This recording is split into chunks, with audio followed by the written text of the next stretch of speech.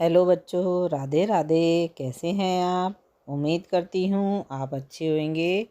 बच्चों, हमेशा की तरह मैं आपके लिए नई कहानी लेकर आई हूँ जिसका नाम है ईश्वर महान है की कहानी। तो शुरू करते हैं आज की कहानी। उदयपुर के राजा थे बलवंत सिंह। वह बहुत दयालु और कृपालु थे। वह स्वयं सुबह अपने राज्य के भिखारियों को खाने के लिए दान दिया करते थे। दो भिखारी रामू और श्यामू उनके द्वार पर भीख लेने आया करते थे। राजा बलवंत जी भी उन्हें उनके नाम से पहचानने लगे थे। रामू बूढ़ा था जबकि श्यामू नौजवान।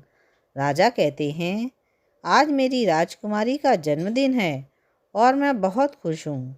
आज तुम लोगों को हर दिन से ज़्यादा अनाज मिलेगा। रामू कहता है, लंबी उम्र हो राजकुमारी की। रामू कहता है, हम राजकुमारी की लंबी उम्र और अच्छी सेहत के लिए प्रार्थना करेंगे।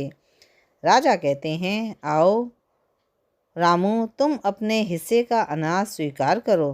रामू धन्यवाद कहता है और कहता है, हे भगवान, तू ही सबसे बड़ा दाता है।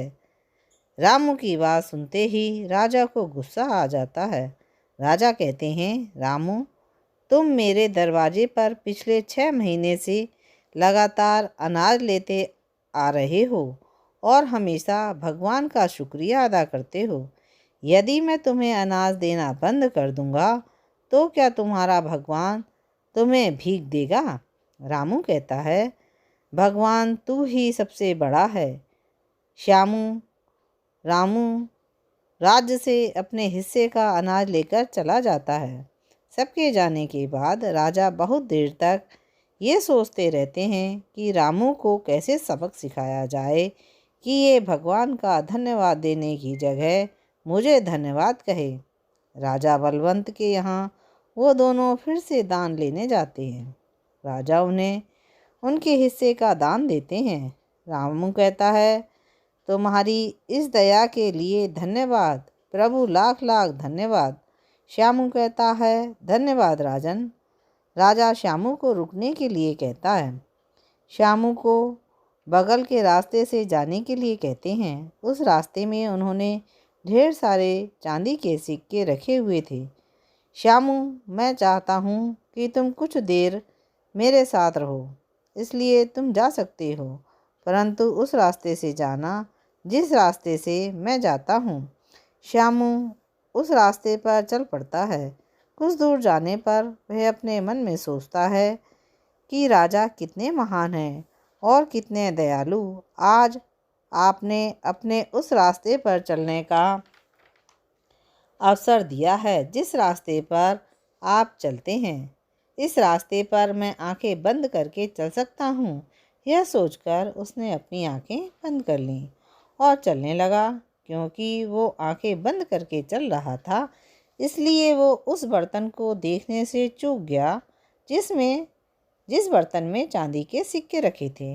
थोड़ी देर बाद राजा श्यामू से कहते हैं, रामू अब तक तो जा चुका होगा, लेकिन तुम भी उसी रास्ते से जाना। लेकिन ध्यान रहे, जिस रास्ते से मैंने रामू को भेजा है।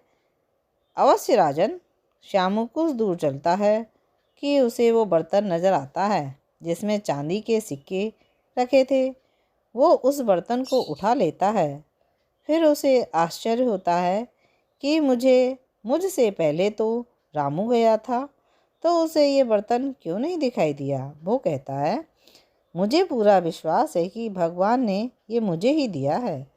राजा अगली सुबह जब राजमहल के दरवाजे पर आए तो उन्होंने सोचा कि खजाना मिलने की खुशी में श्यामू की आंखों में अवश्य ही खुशी की चमक होगी। पर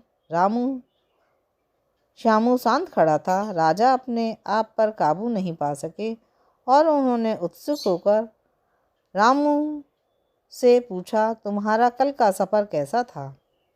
क्या रास्ते में तुम्हें कोई चीज़ मिली थी? रामू कहता है, नहीं। श्यामू कहता है, नहीं राजन, रास्ता इतना साफ और सुंदर था कि मैंने आंखें बंद कर लीं और चलता हुआ अपने घर पहुंच गया। राजा समझ गए। उन्होंने रामू से पूछा, तुम अपना तजुर्बा सुनाओ। रामू कहता है, बहुत खुशनुमा था राजन।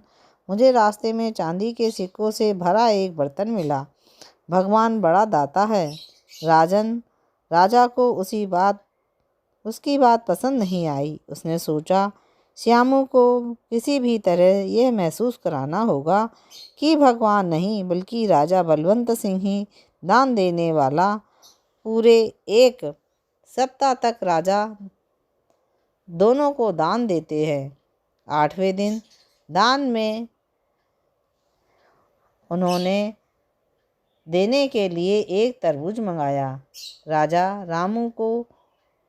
श्यामू को एक तरबूज देते हैं और कहते हैं, आज मैं तुम्हें दान में एक तरबूज देता हूँ।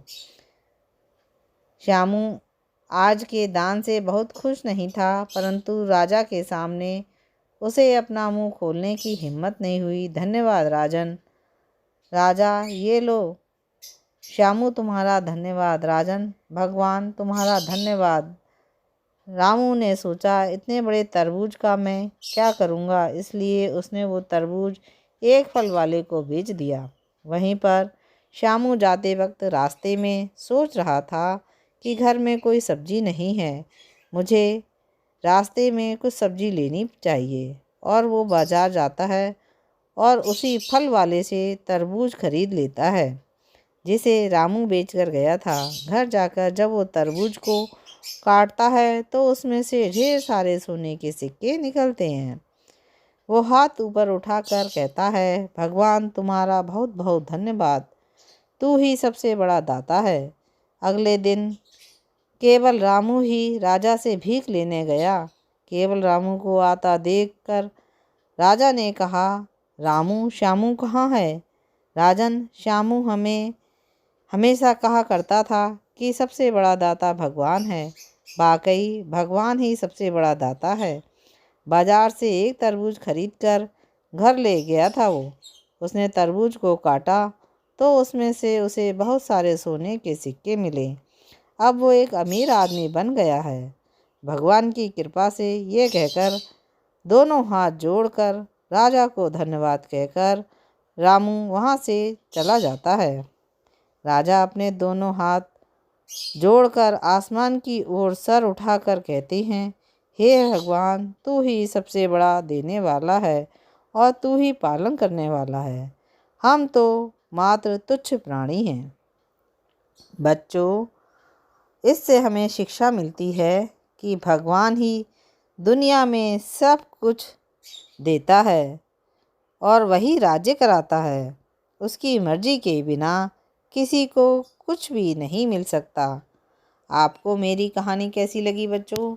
अच्छी लगी तो जल्दी से मेरे चैनल को लाइक कीजिए, शेयर कीजिए और सब्सक्राइब कीजिए, जिससे मैं आपके लिए और नई कहानी लेकर के आऊँ। फिर मिलेंगे अगली कहानी के साथ।